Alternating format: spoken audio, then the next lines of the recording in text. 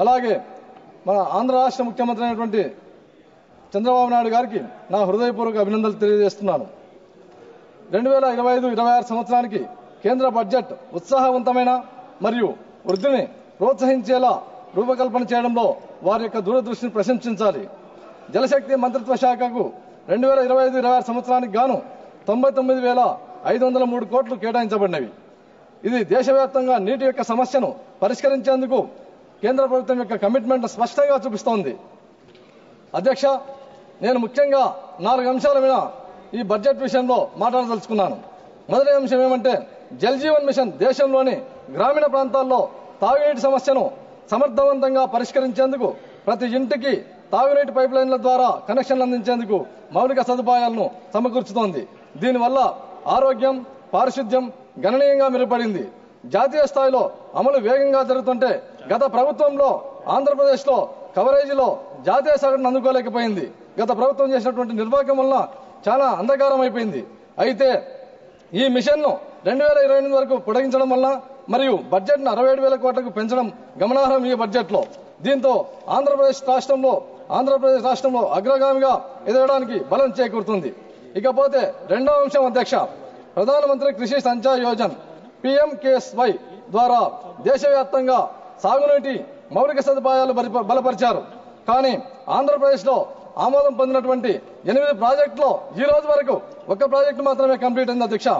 కేంద్ర సహాయంగా 53 కోట్ల రూపాయలు మంజూరు చేయబడినా కూడా 2019-2020 నుండి ఈ రోజు వరకు 1 రూపాయి కూడా నిధులు మాకు శాంక్షన్ కాలేదు అధ్యక్ష. ఈ నిధులను తక్షణమే విడుదల చేయాలని ప్రభుత్వాన్ని కోరుతున్నాను.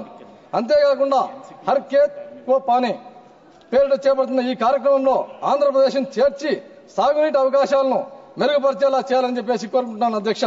ఇకపోతే మూడవ అంశం అధ్యక్ష, అటల్ భుజల్ యోజన పథకాన్ని గుజరాత్, రాజస్థాన్, కర్ణాటక వంటి రాష్ట్రాల్లో భూగర్భ జల నష్టం నివారించడంలో విజయవంతంగా అమలైన ఈ పథకాన్ని ప్రత్యేకంగా ఎస్పెషల్లీ రాయలసీమ వంటి రాష్ట్ర ప్రాంతాలకు విస్తరించాలి అధ్యక్ష. ప్రస్తుతం ఈ పథకానికి 600 కోట్ల రూపాయలు కేటాయించారు అధ్యక్ష. 2024 డిసెంబర్ నాటికి దీని వినియోగం కేవలం 76 కోట్లు మాత్రమే ఉంది అధ్యక్ష. కాబట్టి ఈ నిధులను సాధ్యమైన తొందరగా విడుదల చేసి భూగర్భ జల సంరక్షణకు ప్రజాప్రాతినిధ్యం పెంచాలని కోరుతున్నాను అధ్యక్ష. ఇక మా రాష్ట్రానికి వస్తే ప్రాణాధారమైనటువంటి పోలవరం ప్రాజెక్టును అత్యంత ప్రాధాన్యతతో ముందుకు తీసుకెళ్తున్న మా గౌరవనీయ ముఖ్యమంత్రి శ్రీ నారా చంద్రబాబు నాయుడు గారి నాయకత్వాన్ని మనసారా అభినందిస్తున్నాను అధ్యక్ష. ఈ ప్రాజెక్టు ఆంధ్రప్రదేశ్కు నీటి భద్రతను కల్పించడమే కాకుండా వ్యవసాయ విప్లవానికి దారితీస్తుంది అధ్యక్ష. 2024-25 సంవత్సరానికి పోలవరం ప్రాజెక్టుకు 5,512 కోట్లు కేటాయించగా 2025-26 సంవత్సరానికి 5,936 కోట్లు పెంచి హర్షణీయం అధ్యక్ష. ఇది పెంచినందుకు గాను కానీ ఇంకా చాలా చేయాల్సి ఉంది అధ్యక్ష. ఈ ప్రాజెక్టు కోసం కేంద్రం ఇప్పటి వరకు 12,157 కోట్లు మంజూరు చేయగా నిధుల విడుదల మాత్రం చాలా నెమ్మదిగా సాగుతుంది అధ్యక్ష. ప్రాజెక్టు ఆలస్యం కాకుండా వీలైనంత తొందరగా నిధులను విడుదల చేయాలని చెప్పేసి కోరుతూ ప్రభుత్వాన్ని కోరుతున్నాను అధ్యక్ష. పోలవరం పూర్తి అయితే ఇది లక్షలాది రైతులకు సాగునీటిని అందించి వ్యవసాయ ఉత్పత్తిని పెంచుతుంది అధ్యక్ష. అంతేగాక ఇక రాయలసీమ దుర్గతిని మార్చడానికి మెరుగైన నీటి ప్రణాళికలు చాలా అవసరం అధ్యక్ష. నానాటికి నీటి కొరత పెరుగుతుండటంతో వేలాది కుటుంబాలు వలస వెళ్లాల్సి వస్తుంది అధ్యక్ష. ఈ రాయలసీమ ఈ ప్రాంతంలో కేవలం 25% మాత్రమే వ్యవసాయ భూమికి సాగునీరు అందుతుంది అధ్యక్ష. మిగిలిన రైతులు వర్షాధారంపై ఆధారపడాల్సినటువంటి పరిస్థితి ఆధారపడింది అధ్యక్ష. ఈ సమస్యకు దీర్ఘకాలిక పరిష్కారంగా పోలవరం టు బనకచెర్ల నదుల అనుసంధాన ప్రాజెక్టును రూపకల్పన చేశారు అధ్యక్ష. ఆంధ్రప్రదేశ్ గవర్నమెంట్ లో వికసిత్ భారత్ 2047 ఏ విధంగా అయితే నరేంద్ర మోదీ గారు లక్ష్యంగా పెట్టుకున్నారో అందులో భాగంగా స్వర్ణాంధ్రప్రదేశ్ లక్ష్యంగా 2047 రూపకల్పనలో భాగంగా మా గౌరవనీయ ముఖ్యమంత్రి వర్యులు నారా చంద్రబాబు నాయుడు గారు నదుల అనుసంధానంలో భాగంగా గోదావరి నది జలాలను కృష్ణా నది జలాలను పెన్నా నదికి ఈ విధంగా నదుల అనుసంధానం చేయాలని చెప్పేసి ఒక బృహత్తర ప్రణాళికను తీసుకున్నారు అధ్యక్ష.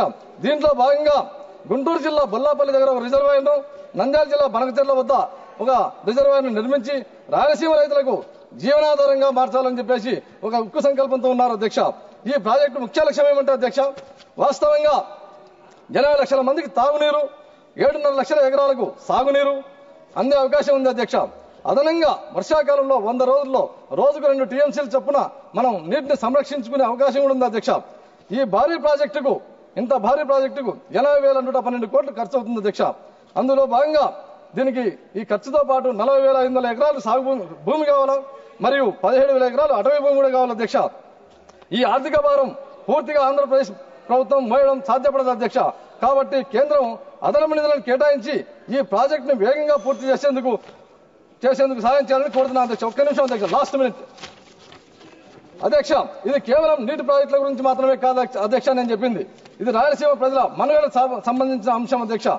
ఎన్డీఏ ప్రభుత్వ సహకారం ఫెడరలిజాన్ని ప్రోత్సహిస్తూ అన్ని రాష్ట్రాలకు సమాన ప్రాధాన్యతనిస్తూ ముందుకు సాగుతుంది అధ్యక్ష.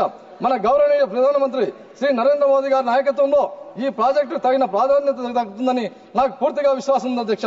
శ్రీ నారా చంద్రబాబు నాయుడు గారి యొక్క నాయకత్వంలో మా రాష్ట్రానికి స్పష్టమైన దిశ నిర్దేశం ఉంది అధ్యక్ష. కేంద్రం మరియు రాష్ట్రం కలిసికట్టుగా పనిచేస్తేనే రాయలసీమ ప్రజల యొక్క ప్రాంతం అంతా సుజల సుఫల భూమిగా మారుతుందని చెప్పేసి తెలియజేస్తున్నాను అధ్యక్ష. కాబట్టి ఈ కీలకమైన నీటి ప్రాజెక్టుకు తక్షణమే మద్దతునివ్వాలని, రాయలసీమను శాశ్వతంగా వర్షాధారంపై ఆధారపడే పరిస్థితి నుండి విముక్తి కలిగించాల్సిందిగా కేంద్ర ప్రభుత్వాన్ని కోరుతున్నాను అధ్యక్ష. మన రైతన్నలు ఎవరు మళ్ళీ ఆకాశాన్ని చూసి వర్షం కోసం నిరీక్షించే పరిస్థితి రాకూడదు అధ్యక్ష. ధన్యవాదాలు అధ్యక్ష. నమస్కారం. श्रीमती लवली आनंद